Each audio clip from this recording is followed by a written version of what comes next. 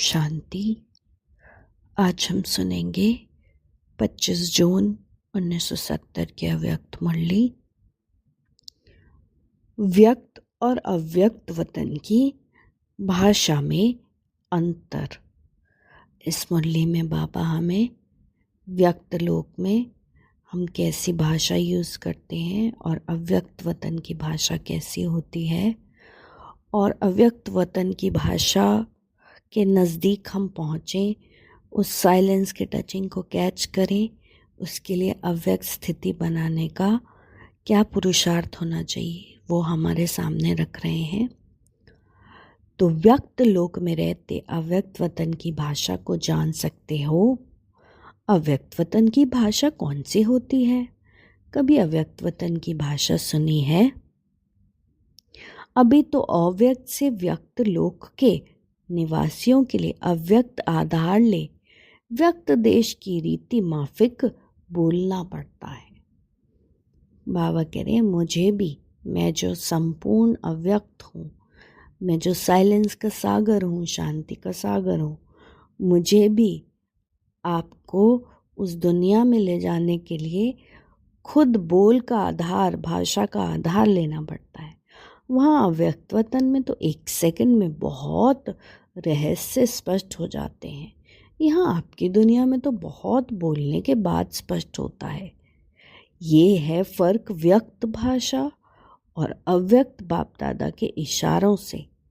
ये समझ सकते हैं कि आज बाप दादा क्या देख रहे हैं। जैसे साइंस द्वारा कहाँ कहाँ के दृश्य कैच कर सकते हैं ना, वैसे आप लोग अव्यक्त स्थिति के आधार से सन्मुख की बातों को कैच नहीं कर सकते। तो बाप दादा 3 बातें देख रहे हैं।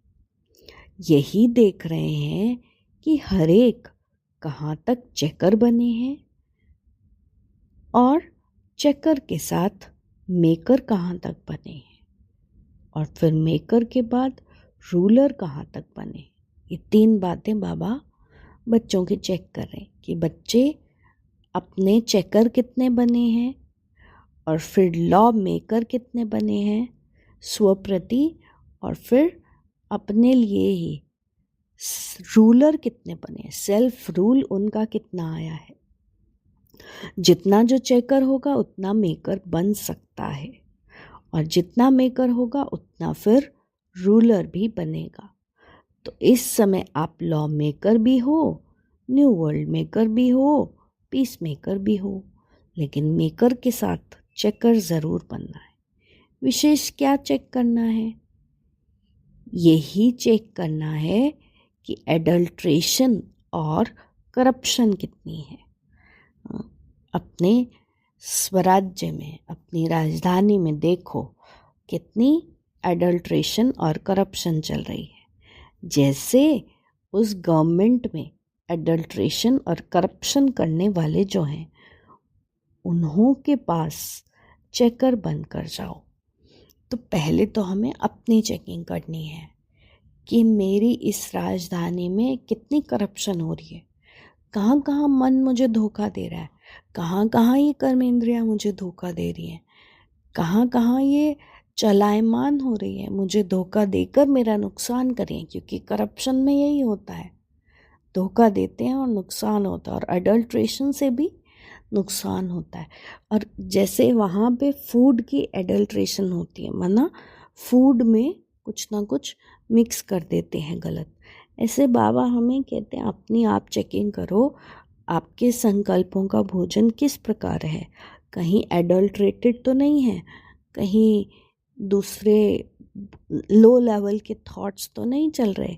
वो फिर क्या करेंगे, आपकी राजधानी में नुकसान होगा, क्योंकि स्वराज्य उतना ही दूर होता चला जाएगा। फिर ना चेकर बनेंगे, ना मेकर बन पाएंगे, और रूलर भी नहीं बन पाएंगे। इसीलिए बाबा कह रहे हैं अपनी एडल्ट्रेशन और करप्शन को चेक करो। साथ साथ उस गवर्नमेंट के चेकर्स व इंस्पेक्टर्स कोई के पास जाओ, तो जो वह देखने से ही आप ऐसी अथॉरिटी बनकर जाओ, अपना आंतरिक पुरुषार्थ ऐसा हो जो आपको देखने से ही उनकी करप्शन और एडल्ट्रेशन से वो घबराएंगे, फिर सर झुकाएंगे। तो उन्होंने जो सर वे झुकाएंगे, पांडा गवर्नमेंट की अथॉरिटी बनकर आप जाना और ललकार करना। आप समझा? अपना भी चेकर बनना है, और सर्विस में जो जितना चेकर और मेकर बनता है वही फिर रूलर भी बनता है। तो कहाँ तक चेकर बने, मेकर्स बने, और कहाँ तक रूलर्स बने हैं, ये बातें अपनी चेक करो। जब अपने को इन तीनों रूपों में स्थित करेंगे, चेकर, मेकर और रूलर, तो छोटी छोटी बातों में समय नहीं जाएगा, क्योंकि एक एक संकल्प हम चेक कर रहे हैं कि ये होना चाहिए या नहीं होना चाहिए, तो तुरंत चेंज हो जाएगा ना, तो मेकर और रूलर बन जाएंगे। फिर करप्शन और अडल्ट्रेशन रह नहीं सकती। जो अधिकारी होते हैं वे कभी किसके अधीन नहीं होते। तो जितना अपने को अधिकारी समझेंगे उतना उदार चित्त ज़रूर बनेंगे, और जितना जो उदार चित्त बनता है उतना वह उदाहरण स्वरूप बनता है अनेकों के लिए। उदार चित्त बनने के लिए अधिकारी बनना पड़े। किसका? अपने संकल्पों का, स्वराज्याधिकारी, अपने कर्मेंद्रियों का।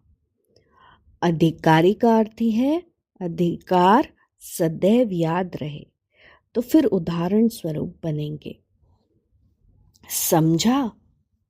फिर आगे बाबा माया के रूप बता रहे हैं कि आप अधिकारी क्यों नहीं बन पाते हो, क्योंकि माया के अलग अलग रूप आपको अटैक करते हैं। जब कोई भी माया प्रवेश करती है तो पहले किस रूप में आती है? पहले माया भिन्न भिन्न रूप से आलस्य लाती है, क्योंकि आलस्य को हम छठा विकार मानते हैं। 5 विकार मेन, लेकिन छठा विकार आलस्य। देह अभिमान में पहला रूप आलस्य का धारण करती है, तो फिर देह अभिमान बढ़ता जाता है। सभी बातों में भिन्न भिन्न रूप से आलस्य जरूर आता है। आलस्य सुस्ती तथा उदासी ईश्वरीय संबंध से दूर कर देती है। ये अटैक बाबा बता रहे हैं। ब्राह्मणों के अंदर माया का अटैक कैसे होता है? आलस्य से शुरू होता है। आलस्य, सुस्ती, फिर उदासी साकार संबंध से व बुद्धि के संबंध से व सहयोग लेने के संबंध से दूर कर देती है, बाबा से दूर कर देती है। इस सुस्ती आने के बाद फिर विकराल रूप क्या होता है? देह अहंकार में प्रत्यक्ष रूप में आ जाते हैं। माया इस छठे विकार से शुरू होती है। ज्ञानी तो आत्मा वत्सों में लास्ट नंबर सुस्ती के रूप से शुरू होती है। सुस्ती में फिर कैसे संकल्प उठेंगे? वर्तमान इसी रूप से माया की प्रवेशता होती है। इस छठे रूप में माया भिन्न भिन्न प्रकार से आने की कोशिश करती है, क्योंकि सुस्ती के भी भिन्न भिन्न रूप होते हैं। शारीरिक सुस्ती, ये तो हम सब जानते हैं। शारीरिक सुस्ती मतलब उठने का, कुछ काम करने का मन नहीं करेगा। मानसिक सुस्ती, इसमें भी यही है कि मन बहुत ज़्यादा सोचेगा, बहुत ज़्यादा संकल्प विकल्प चलेंगे। ये है मानसिक सुस्ती। दोनों संबंध में माया आ सकती है। कई सोचते हैं चलो अभी नहीं, फिर कभी कर लेंगे, जल्दी क्या पड़ी है। ऐसे रॉयल रूप से माया आती है। कई ये भी सोचते हैं अव्यक्त स्थिति इस जीवन में 6-7 घंटा रहे, ये कैसे हो सकता है? ये तो अंत में होना है ना, ये तो बड़ा मुश्किल है। ये भी सुस्ती का रॉयल रूप है। फिर करूँगा, सोचूंगा, देखूंगा, ये सब सुस्ती है। तो अब अपने चक्कर बनो। कोई भी रॉयल रूप में माया चेक करो, पीछे हटाती तो नहीं है। प्रवृत्ति की पालना करनी है, लेकिन प्रवृत्ति में रहते वैराग्य वृत्ति में रहना ये भूल जाता है। आधी बात याद रहती है, आधी छोड़ देते हैं। तो ऐसे बहुत सूक्ष्म संकल्पों के रूप में पहले माया सुस्ती के रूप में प्रवेश करती है, इसके बाद फिर बड़ा रूप ले लेती है। तो अगर उसको उसी समय ही निकाल देंगे, फर्स्ट स्टेज पर ही जब वो एंटर कर रही है तभी निकाल देंगे, तो ज़्यादा सामना नहीं करना पड़ेगा। इसीलिए तो बाबा हमें माया के अलग अलग रूपों से अवगत कराते हैं ताकि हम उससे बच जाएं। तो अब ये चेक करना कि तीव्र पुरुषार्थी बनने में व हाई जंप देने में किस रूप से माया सुस्त बनाती है। माया का जो बाहरी रूप है उसको तो चेक करते हो, लेकिन इस रूप को भी चेक करना है। कई ये भी सोचते हैं कि फिक्स सीट्स हैं, फिक्स सीट्स तो कम हैं। औरों के पुरुषार्थ को देख अपनी बुद्धि में सोचते हैं इतना आगे हम कैसे जा सकेंगे। यह भी सुस्ती का रूप है। तो इन बातों में अपने को चेंज करना है। पहले स्वयं को न्यू बनाना है, पहले तो खुद को बनाना है ना। तो पुरुषार्थ में तीव्रता लाने का तरीका मालूम है, फिर उसमें ठहरते क्यों नहीं हो। जब तक अपने आप से कोई प्रतिज्ञा नहीं की, पुरुषार्थ में तीव्रता कैसे आएगी, जब तक खुद से प्रतिज्ञा करेंगे तब तक परिपक्वता नहीं आ सकती। जब तक यहाँ फिक्स नहीं करेंगे तब तक वहाँ सीट फिक्स नहीं होगी। तो ये स्लोगन याद रखो, अभी नहीं तो कभी नहीं, अभी ही बनकर दिखाएंगे।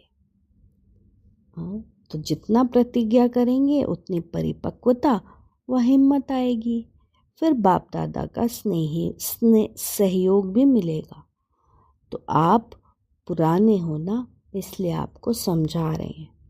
स्नेही को कहने में कभी संकोच नहीं आता।